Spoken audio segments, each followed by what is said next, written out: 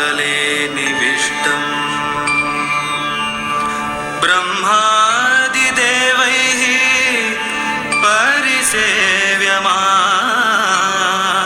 परिसेव्यमानम् सिद्धैर्युतं तं प्रणमामि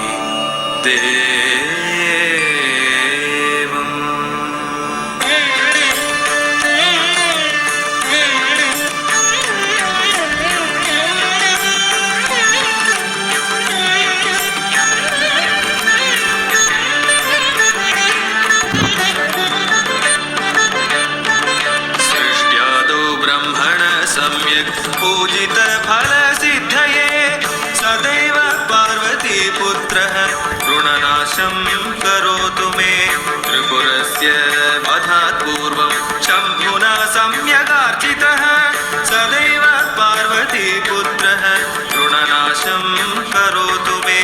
महिषस्य वधे देव्या गणनाथ प्रपूजितः सदैव पार्वतीपुत्रः ऋणनाशं करोतु मे हिरण्यकश्यपादीनां वधार्थे विष्णुनार्चितः सदैव पार्वतीपुत्रः ऋणनाशं करोतु मे तारकस्य वधात् पूर्वं कुमारेण प्रपूजितः सदैव पार्वतीपुत्रः ऋणनाशं करोतु मे भास्करेण गणेशो हि पूजितश्चैव सिद्धये सदैव पार्वतीपुत्रः ऋणनाशं करोतु मे शशिना कान्तिवृद्ध्यर्थं पूजितो गणनायकः सदैव पार्वतीपुत्रः ऋणनाशं करोतु मे पालनाय च तपसां विश्वामित्रेण पूजितः सदैव पार्वतीपुत्रः ऋणनाशं करोतु मे इदं ऋणहरस्तोत्रं तीव्रदारिद्र्यनाशनम् एकवारं पठे नित्यं वर्षमेकं समाहितः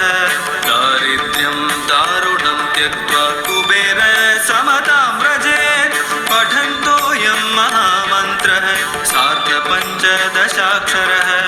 इदं मन्त्रं पठे नित्यं ततश्च शुचिभावनः 21 सन्ध्याभिः पुरश्चरणमीरितं